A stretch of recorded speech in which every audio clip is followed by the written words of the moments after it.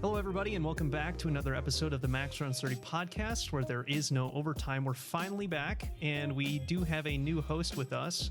Everybody say hello to Note, our new addition, senior writer at HLTV, and we're definitely not going to push on that too much, it's pretty cool. But then we also have Jeff, of course, from Dust 2 US, and on the shoulders of giants, honestly. Yeah, so, and then I exist. I'm Jacob from Rush B and Challenger mode now, so yeah. But in 30 minutes, we'll be covering all of this past 2 months of North American Counter-Strike news. Sorry we've been gone for so long, but hey, we're finally back. Before we start the show, I'm gonna click the timer, and there we go. In case you were wondering, by the way, guys, it's our last episode. The ESEA report has not come out. I thought I'd just front load that, so you're not missing anything if you're really hungry for integrity-related news. So I think we'll just start with some player-related news. Right, maybe guys? By season 10. Season 10, yeah. Season 10. Oh, good old season 45 of Premier, yeah. Don't worry about it. Oh, also, before we get rolling, quick tribute to Koi 07. We'll see you on the other side, brother. But yeah, he's going to somewhere. He's going to Croatia, and he'll never be seen again. It's really sad. Yeah, it's okay. Professor will keep him company. Yeah, that's true. All right. The great cultural exchange of our time. Well, I suppose, why don't we hop right into Bad News Bears Jr.? That's kind of exciting. I mean, considering we took a moment to finally getting around to start the podcast again, we have missed the first season of EPL, but of course that was against Heroic, and we kind of all saw how that went. But and we're just not going to talk about it. We're going to pretend it didn't happen, just like Swisher wishes it didn't happen. Right. So we'll kind of touch on that. I mean, what do we think? I honestly, when I first saw that Junior was going to go to BNB, I was like, yo, it's literally Triumph 2.0. It's like exactly what we were waiting for, to finally see this squad come back together and play again. I mean, of course, a little different, but honestly, I was just like, I thought it was something that was going to be so nice for Junior, considering he's just been everything with this Furia situation. It just looked like he was uncomfortable, I mean, it kind of ruined his reputation to see. You see people on Reddit, on Twitter, just dunking on him now. When before he joined his first ever Brazilian team, he was considered a hot prospect in North America. And I feel like the main thing for me with this move is I'm sad Peter retired, but you do feel like you'll get more consistent performances from Junior, because there was games where Peter would have his highs, and there was games where Peter would have diabolical lows. And I feel like if you can have an Opper, especially because we're in a really Opper-heavy meta right now, if you can have someone who just has a stable performance as an Opper, I feel like Bad News Bears will have room to improve greatly. I think it just gives Junior a chance to actually prove that the Furia performances was more based around the language issues and the actual atmosphere of that team rather than his own performances. I think that's the big talking factor for him, especially going into all of these matches. I know that he wasn't really happy with the first match that they played either, so I think going forward, obviously, for the last couple of matches they're going to play at EPL, he really wants to put up a good performance to be able to at least A, bring up his numbers, but B, show that he still has it, and Furia's performance was more of a fluke than anything. Well, I'm sure being back with Sheikh Zula is probably going to be a comfort thing for him, because he was under Sheikh Zula for such a long time, and he's back with his regular NA gang, and it's even if the language issue wasn't there, I feel like he was kind of thrown into the blender in terms of having to step up so massively in his performances, in Europe after, being stuck as a domestic player for the entirety of his career. And I feel like we really underrate, especially in the online era, how much different that can be for a player to have to physically move over to Europe, be playing against European teams consistently, and be expected to perform. Especially, you remember, there was always a looming threat for him that if he didn't step up, Honda could always come into the server and take your spot, because we're not going to take out any of our other players. So I don't really feel like he was set up for success on that team. And it definitely felt weird to me, because they brought in Taketes, and I thought, okay, great, it's going to be the duos back together. But then immediately they benched Junior, so I'm like, okay, so it wasn't really a comfort thing for him. It was just, we want a second coach because Jerry can't go to the major. I just don't know how long term of a move this is going to be because obviously he's still contracted to Furia, so he would need a buyout in the long term, and this loan is just for EPL as far as we know. And as such, like again, if Junior actually raises his stocks with this, maybe a team that's actually looking into an offer, like maybe EG are looking to go full NA, which was a rumor that I think Sponge mentioned on HLTV confirmed. If that's the case, then he would be probably one of the biggest candidates for that. But yeah, I think the clock for this team is just ticking because they can't get an organization. And you keep seeing John G post on Twitter, and I think they posted today that they had a team talk. I talked to Mad Cow. He said that they had a team talk after, and they're planning on heading into the new matches with like a better mentality. But even so, 6 months in without a lineup, without an organization, while the whole lineup's been performing decently well, like that's just demoralizing over time. And if they can't get an org within the next couple of months, I fear that some players are going to go to Valorant, or the lineup's just going to get picked apart by like Shake going to EG, or I don't know, Junior going to EG. Like if some of these players get pulled into different directions, and they're going to take the offers, I think, if they get them, obviously. I feel like the thing with the market right now for Junior is that, like, let's say theoretically they do take a couple maps at EPL and his stock does rise. I don't necessarily know if that's going to be enough for people to want to buy him out from Furia, because I don't know what direction the scene's heading in. It's like, I just don't think like organizations are really interested in buying any players right now because of the baggage that's associated with it. Because you're gonna have to deal with inevitable situations of homesickness, of getting their visa sorted out to keep them playing in Europe the whole year, to deal with like they can't deal with eventually it's a ticking clock for when they're gonna get when their personal relationships are gonna boil over, when are they gonna want to come play with people who speak English natively. And we saw that with Obo last year. It seems like a lot of North American players aren't really able to handle being in Europe for 5 or 6 months at a time. And with the the glut of offers and talented, let's say Danish and Eastern European players right now in the scene, I feel like a team like EG would probably be looking more to pick up someone like Farley or anyone else other than Junior, because regardless of how he does as a North American player, he's still a high risk purchase for them, because last time he was in Europe he didn't do particularly well. So I don't know if he really has a future in terms of like a tier 1 organization buying him out, regardless of how he performs. And that's even contingent on if he's able to perform, because once EPL and once their next commitment, IM Fall, right, is over, they'll be just stuck back in North America, where he won't really have a chance to demonstrate his talents. I don't think they're at IM Fall.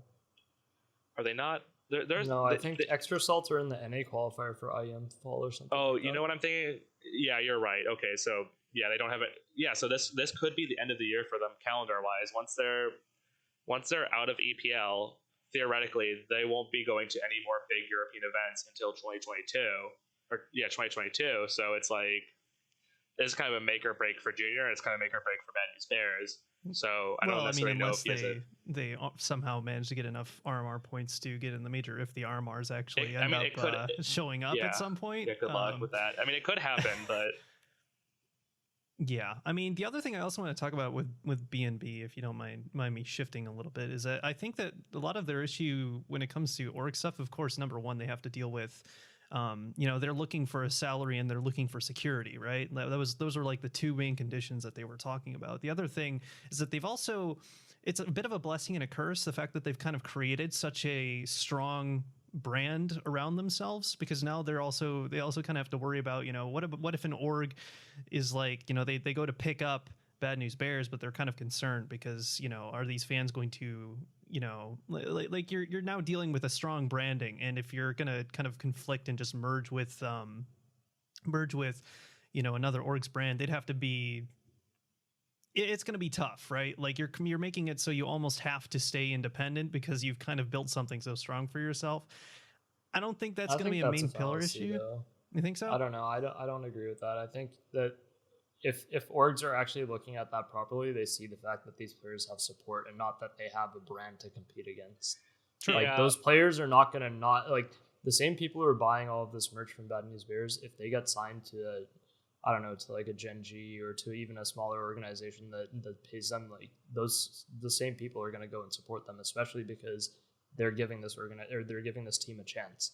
So I don't think that that's necessarily true that that orgs, at least orgs shouldn't be looking at it like that. And if they are, then they're the ones making the mistake there. And I think we have to be cautious not to like over egg the pudding for like how popular Bad News Bears is, because we're kind of, we're deep in the eye of the storm in terms of like we're all NA insiders, so like we see their Twitter content and we know friends who have bought Bad News Bears merch, so we kind of are like, oh, tons of people are buying the merch, tons of people are interested in the Bad News Bears brand.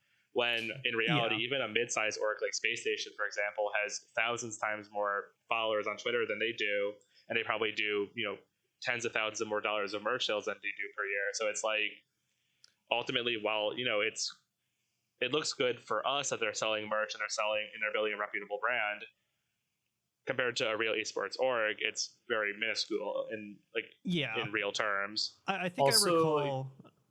Sorry, you can go.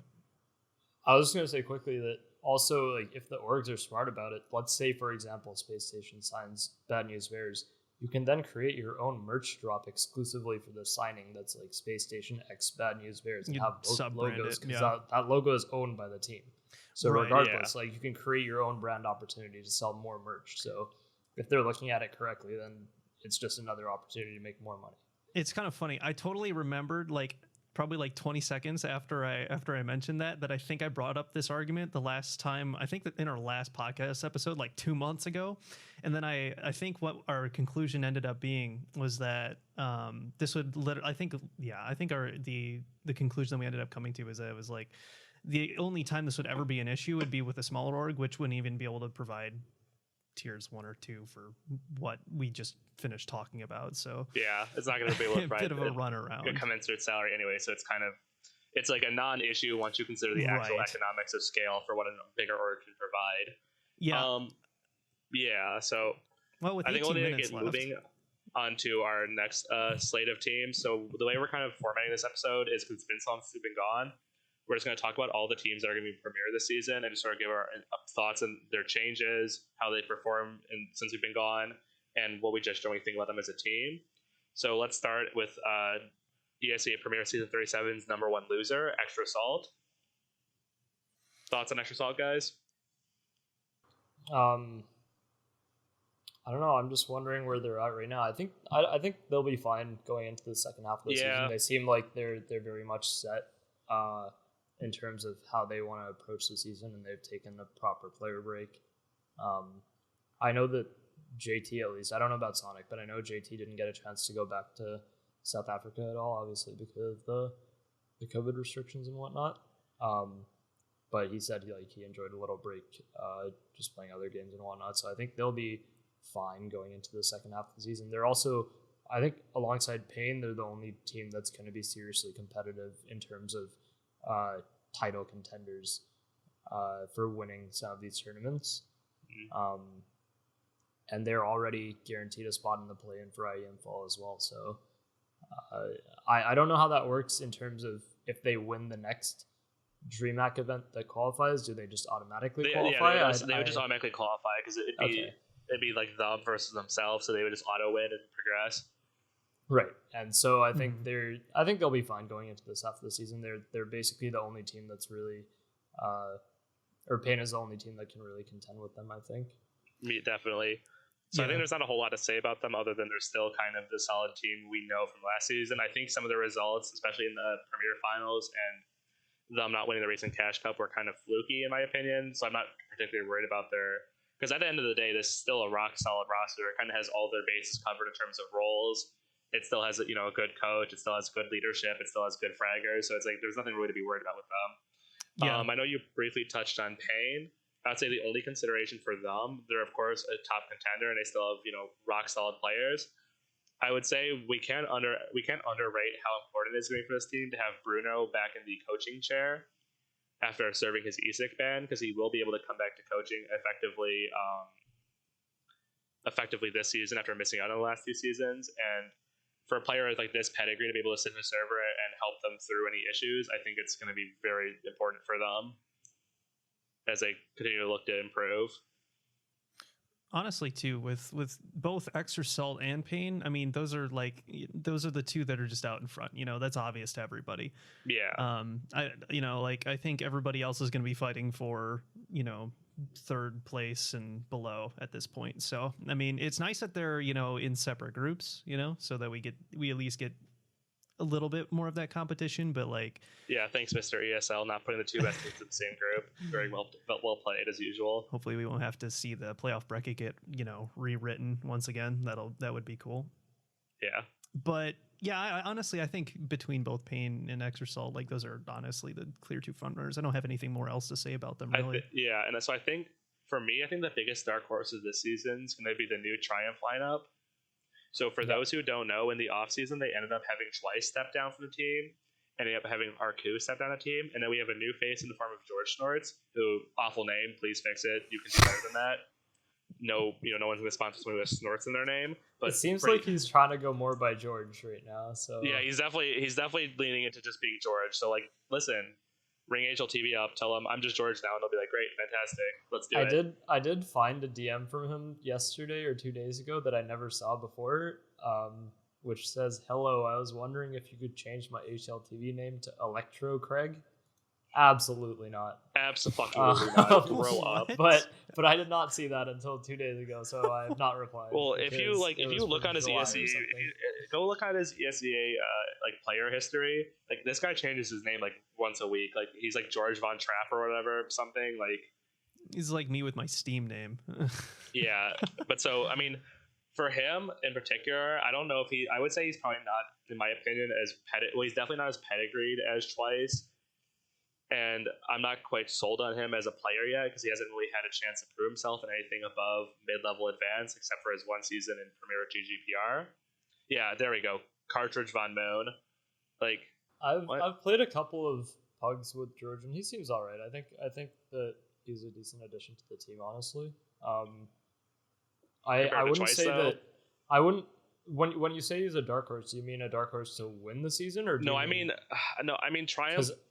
I don't know. My whole thing with them is I was pretty happy with their roster last season, despite all the adversity and the fact that they're still not a paid team and they're only using the tag as a placeholder. Yeah. It's more that, I don't know, this team could kind of, especially with ESL's new transfer regulations and just the general climate of the team where, we've kind of intimated that they might not be around forever. I'm just kind of worried that they might have an underwhelming performance where they don't make playoffs based on maybe 1 or 2 wins, and then just kind of the end for that team.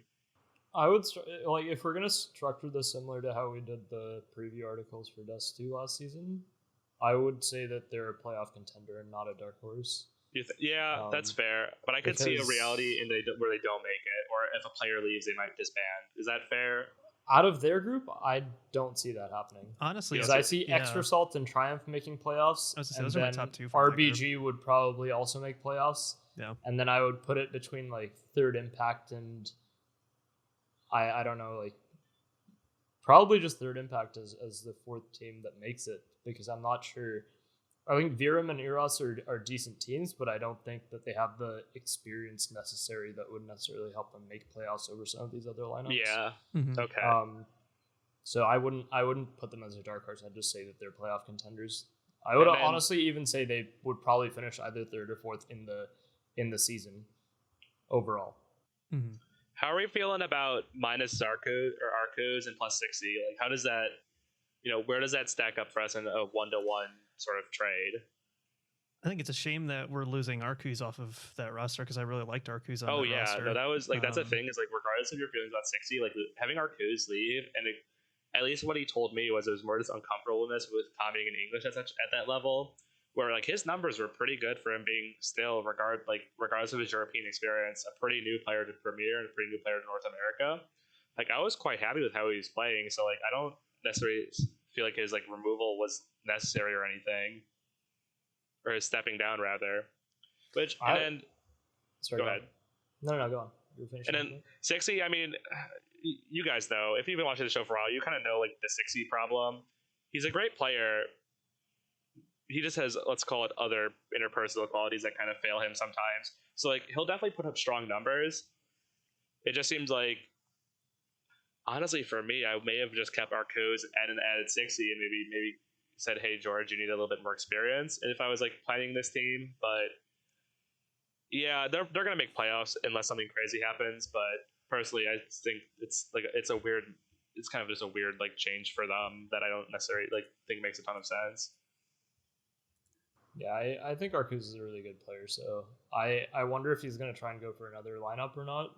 I hope he does. I don't know if he's still in North America or if he's he as else. far as I'm aware, it's like a long-term like school thing with him, or a school or work-related thing with him. So like he's going to be around for a while. It's kind of up to him if he wants to keep playing. And honestly, I think he should just keep playing. Like the only way you're going to improve your English comms is if you keep coming in English. So I hope he does. I really like Arcus as a player. Yeah, I like him. He's well. a nice guy. He's a nice guy, good player. Like it seems like he doesn't have like any interpersonal baggage that like would preclude him from being on a team. So like, I think literally like the only thing ever was that one time where they got like suspended from like FPL for like a week or something because like they got into like some Twitter beef. I don't remember who it was with, but oh yeah, wasn't it like yeah, like him dumb. and like him and some just like advanced player, and he's like, "You're a dog" or whatever. And yeah, it was something. The face of guy's like, "Okay, timeout. You guys are just like," he's like put you in the timeout corner for like a week, and like yeah. I think with Danny, I do actually really like the way Danny plays in game. Yeah, I also really appreciate that he's tried to improve his individual utility usage, and actually like if you look at how he played 2 years ago versus now, there's a very, very noticeable difference in terms of team environment. Like definitely team environment.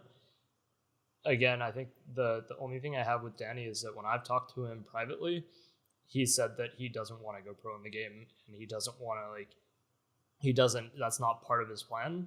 But then publicly he says the opposite, and that's really the crux of the issue for me, is that if you really want to go pro, then you shouldn't be trying to tell me you're not and then tell other people you are. And like if Danny wants to go pro, I want him to do so, but he has to also do everything to want that, and I don't necessarily always see that, which is where my frustration has come out previously on Twitter, and why I don't say much anymore, because I do see him trying to make an effort. But like if I don't see that, then I'm going to say something about it. Well, yeah, and I just to go for like a max 130 greatest hits thing, something I probably say every time this topic comes up is you do touch on like the paradoxical nature of his like decision making, where on one hand he's offering to be a stand-in for Genji, then at the same time he's playing for a mixed team like Choco Check. So it's kind of like an imbalance of like what does he want? So with 8 minutes left, I think we're gonna have to take the rest of the teams kind of shotgun style. So yeah, let's do it. RBG. Playoff contenders. I think they make probably top with party astronauts and whatnot. I think RBG, with the way they've looked recently, they probably finish, I want to say 5th in the season. I think they keep like they're steadily improving, and that's kind of what we've always wanted from RBG, is to get better every season, especially with Clasia. Like, so yeah, I've always liked them. I always think it's a really good core. I think the addition of Clasia is still always a good choice, and the org has been one of the better orgs in North America, so I'm very happy to see them continue to play well. Choco Check. Oh, what? Am I not allowed to get my thought in? What the heck, Jeff? Oh, go for it. Hey, give us your I was just gonna thoughts. say I was actually gonna predict top 4 honestly for RBG. I think that they have an edge on as much as I love the party astronauts folks. I think that that's going to be an interesting battle once we get to playoffs, and I honestly think that as strong as party astronauts are, I think that if RBG continues to develop the way that they have been developing, I think that they can take it to party astronauts. So yeah, great team. Choco Check. Okay, sorry, go on. Choco Check. What, they have 3 paid players. No, but I mean, that doesn't matter. The question is, does Carson get to play this season or not?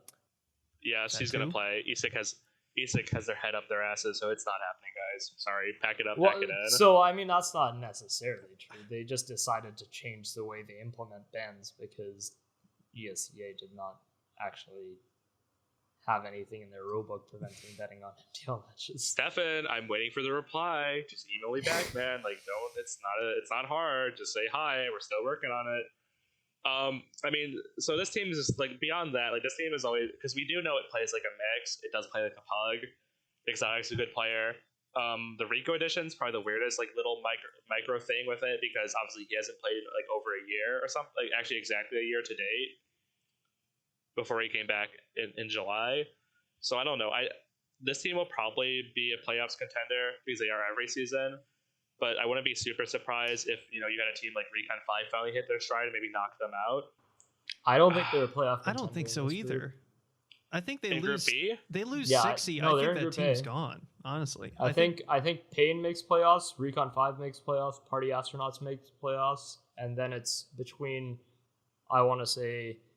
I actually haven't seen Secret Cup play, so I can't say much about them. Well, Secret but Cup's dead. They don't have Secret Cup doesn't have the roster you think it has because in that case, honestly, like at this point, I could see a team like One Tap coming in and just surprising people as one of the promotion teams.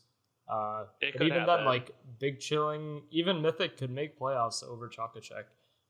Because I think Chocachek's strongest suit that really built them out of situations was Danny, who was their X factor in a lot of things that build them out of like 2v4s, 3v4s, like a lot of rounds where they had deficits. Danny would get multi kills and build them out. And so I don't see them as a top 4 team in that group. That's fair. Any other thoughts about Chocachek? None. GGPR? How do you feel about GDPR? I don't even know what their roster is right now. It's Lowrider, Inshaniac, Beaky, Exceed, and JT Mythic from I think S38 last season, right? He played for an advanced playoff team last season. I don't remember what it was. JT Mythic was he the caller for that team? He might have. He definitely might have been. He is the IGL for GDPR. It says on his Twitter. He took over. He took over calling from Lowrider. That's that'll be interesting. I don't know what to make of this team at this point. Well, that's I really like Exceed because Exceed's history just dates back a long time. Yeah, he's a legacy. He's a legacy player. If Exceed can come back and just bang out people, then honestly, this team could be a dark horse in that group. I can't really make a judgment on this team until I see them play. Yeah, so here's some food for thought with that, though. So if you say JT Mythic's going to be doing the calling, does Lowrider necessarily have a place in this team for much longer, you think? I have no idea. No idea, honestly. You have no idea. It depends on performance. Like when you take the IGL reins off of somebody, then their performance could improve that is by true. a ton. So it's hard to make a judgment until you see how they play. Okay, moving on. Party Astronauts. Second place in the group. They're still solid. They're still solid. They've had some weird performances lately, but it could just be, low hours or just, hey, we're not like going super hard in the player break, even though there's still events going on. Yeah. I don't think there's anything to worry about them with. I appreciate that they're not doing any, like, I haven't seen any of their players do, like, bait tweets like, oh, switching to Valorant, or a screenshot of, like, in queue in Valorant. I do. We're adding Floppy, or haha, we're adding Leaf, or whatever. It's like, shut to the be hell fair, up. when I DM'd one of the players on Exerasalt about that announcement, they're like, yeah, we're just having fun with it. He's just standing. And I was like, okay, you know what? Fair enough. You do get to troll people if you want to. You can do it as long as you don't. As long as the joke isn't, we're going to disband soon. Like, right, like that's the thing is like there becomes this point at which everybody's just going to believe you at this point, So it's like with them they can get away with that, but like I agree with you. I'm very glad that they haven't really been doing that. I'm excited to see how they do once we get back into the season though, because I think they'll probably be second place in the group under Pain. Yeah, I think they finished probably top 4 in playoffs. I just don't think they can overcome Pain or Exerasalt. Those teams are too strong. All right, we need a shotgun. We have 2 minutes, so I thought let's do One Tap because they have an interesting sponsor situation. Oh, and actually, ding, ding, ding. We have a request for MP Overtime Enable 1. We've enabled overtime. Something we were thinking about with this show in the end of season 2. Was sometimes if we're having a good conversation, we don't want to necessarily just cut it off, because we do agree like the branding's really sexy, but the shut the hell up, the show's over isn't very sexy. So once a season, every one of the hosts is going to get 1 MP Overtime Enable. And so in the spirit of showing the concept, I'm going to use my 1 overtime now. So we're going to have 10 minutes to the clock and to be able to finish our topic.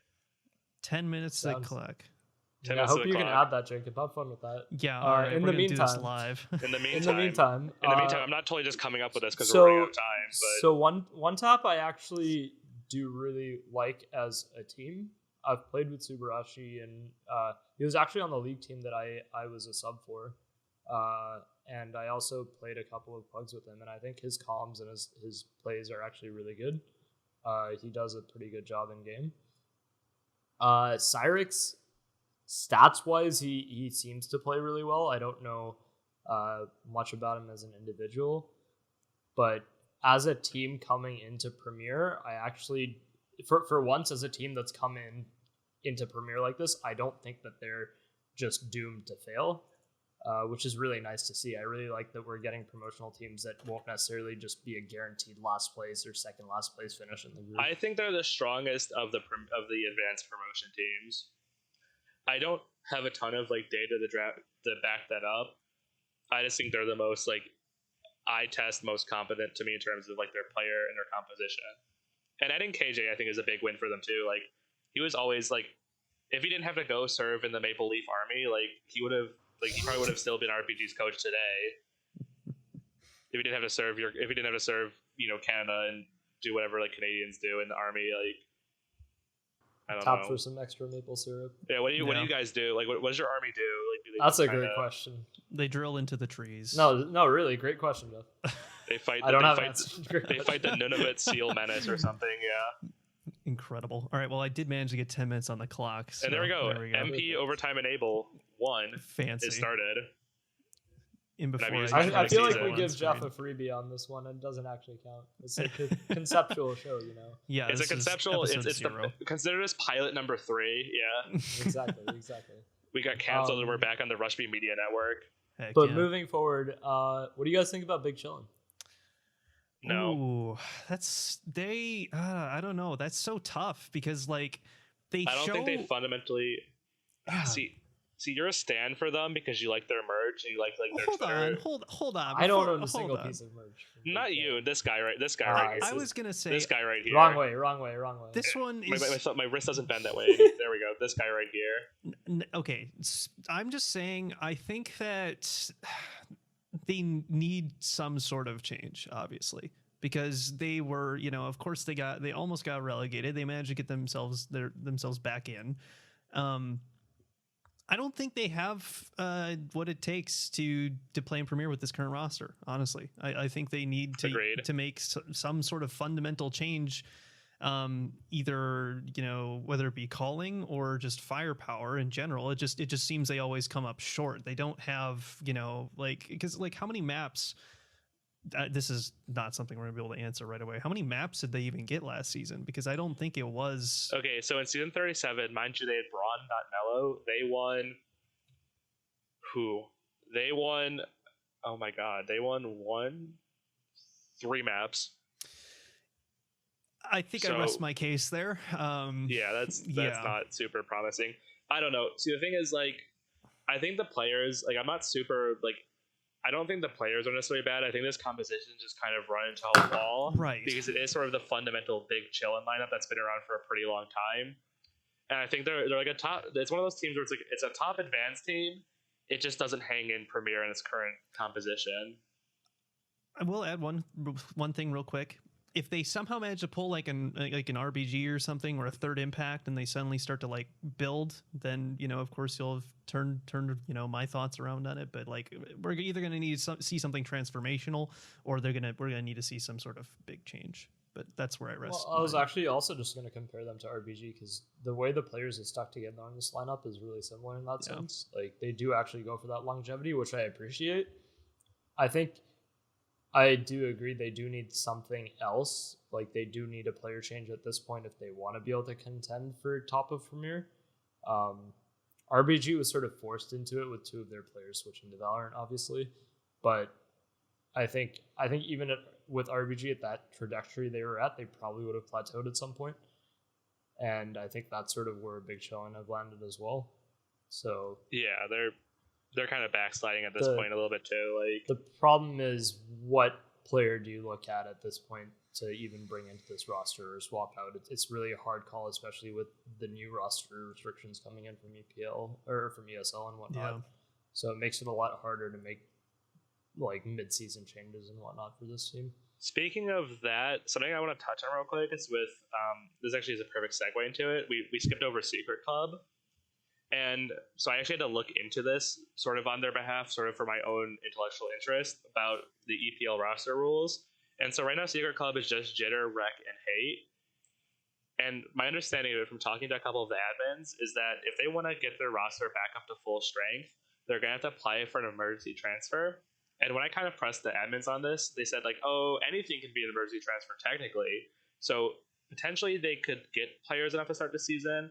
But I know talking to the team, they did say, like, if we're going to have to eat that $1,000 fine to play, like, we're just not going to do it, which is completely fair. Because Modem and 60 did just sort of, like, jump out of the team. I mean, also, how is this going to be eligible for an emergency transfer, but other situations that I've seen in the past are not eligible for an emergency transfer? Yeah, That's fucking tell me about it. Like, I literally asked, I was like, so, like, if a team just doesn't have 5 players, is that an emergency transfer situation? They're like, maybe, and I'm like, that's not a good answer. Like, I might just straight up be misremembering, but from some season in the past, I think some team had a player that just could not play the last league matches in their season, or they could not play one of the playoffs matches or something for an actual like medical, or not necessarily medical, but for something like family issue or something like that. oh, wasn't that with wasn't it like someone on like Russian Canadians that had to go to Europe because they're family members in the hospital? Yeah, and he I don't know, but yeah, there's some issue like this, like, and they just didn't grant sorry, the roster emergency luck, transfer. man, like couldn't be done. This is your so brand how on is this ESL, possibly where they're gonna say that yes, maybe an emergency transfer is allowed? That's really weird to me. This is your brain on ESL. Like, hashtag honestly, just ESL things. Yeah. Yeah. Okay. We're running out of time again. So moving on to Recon 5. I like the addition of Insane to this team. Or sorry, to Stamina to this yeah, team. I was like, I don't know why I said Insane. apparently you don't like him that much. Like, yeah, if you can't remember him. I think that Stamina and Insane are both really... I like the idea that there's more players just picking up that role of IGL and full on running with it, and both of them have been doing it for a really long time at this point. Mm-hmm. So I think that addition is really good. I think this team actually does have a lot of potential right now going into this season. I haven't watched many of their games, to be honest, but I think they're a team that I'm going to be paying more attention to this season. It's theoretically pretty good. I mean, you have the old Russian Canadians core back together. We have Stamina, who I think was one of the few bright spots on Chaco Check, and is proved to be a competent IGL. So, like, it's an exciting roster in terms of just like a developmental project. I'd have to agree with all those points. I don't think I have anything original to add to that, honestly. Arrows? I don't really know a lot about this team, but like, who's that? I'm not gonna lie to you and say like I know like who Corn is, but like, yeah, I don't like not to be rude. I don't know any of these players. I think, to be honest, in their specific group, I think Eros and Coldest Riders are the 2 teams that will finish last in this group. Like, one of the 2 will finish. It is kind of between the 3 Premier. It is kind of between the 3 advanced teams, yeah, where it's like which one's gonna finish the bottom. I think Virum has some potential to probably to finish either like bottom, like top of the bottom 3, or possibly in second, in one down from playoffs contention. But I think the other 2, Eros and Coldest Riders, are more than likely going to finish in bottom 2, unfortunately. Mm-hmm. So I think the final team that's worth closing on is, how do we feel about the new Mythic? With J-Dubs? With J-Dubs, and I guess Sluggy, and Listen, I've been hot on Sluggy for multiple seasons, primarily because I've played a lot with him. He was on the same league team that I was on for a while. And I know that he's worked a lot on some of his individual issues in terms of comms and whatnot. The one thing with Sluggy is that he DMs a lot, so like, please stop and spend some time on some other things, which I've been trying to convince him to do for. He's a fucking new Roka. He's just headshotting everything, like.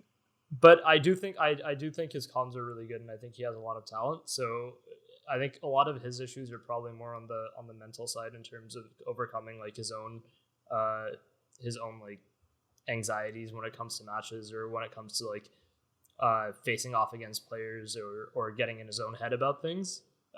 If he can overcome that, he can become like probably one of the best players in Premier in another year, I would say. For me, like, honestly, like, I think JoJo stepped up to the plate pretty decently. Oh yeah. Sluggy's done pretty good. I think J-Dubs is a decent player. For me, the thing with this team now is like Lex. Like I think as much as Flom wants to have at least one of his old mythic gang people on team, I just don't know if like Lex is a long term thing on this team. Like I don't know for me personally. We'll have to see. I mean, the only thing that I noticed with this roster too is that it just feels like last season, and of course this is a little different, but they always seemed like they tended to focus, like they tend to struggle when they went kind of emo mode.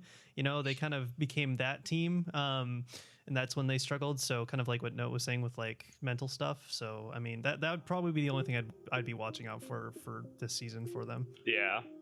But with that, if we don't have any closing thoughts, that is the end of the show. Finally, after our little extension, we will be utilizing that. That won't be his extension for the season. He will get one more of those. But here, you know what we can do to end the show with? What's that? All right. So for the open to season 3, are you guys more excited for season 38 than season 37? Like, how do you feel? Yes or no? 38 for me. 38 for you? Yeah, I'd say so. Yeah, you know, actually, I think we're all in agreement here. I think 38's looking like. I'm excited just to have like, you know, extra. Like the only thing that was missing is Bad News Bears, and we'll probably be seeing them back for season 39. So, but like, I think this is a really strong season that's like looking to be pretty exciting. So. Honestly, the thing that makes it exciting for me is just seeing advanced teams. Like I like seeing the slots being used for teams who are trying to get better, trying to improve, and they want to be here. Because that was, you know, like for example with Jet. Jet for multiple seasons. The answer is Jet. You're gonna say Jet, right? No, I was gonna say the former forgetting it. The French Canadian roster. Oh, QC Clan. QC Clan, that's what it was. Like not having those spaces is going to be nice. But anyway, we're running short on time. So thank you everybody for watching episode 0, season 3. We're finally back. We're here. We're going to have these out once a week. So stick around, follow, like, subscribe. We're going to definitely try to have one out every week. We'll do our best. Our promise is we will always try our very hardest. All right, cool. Thank you everybody for watching or listening, and we'll see you next week.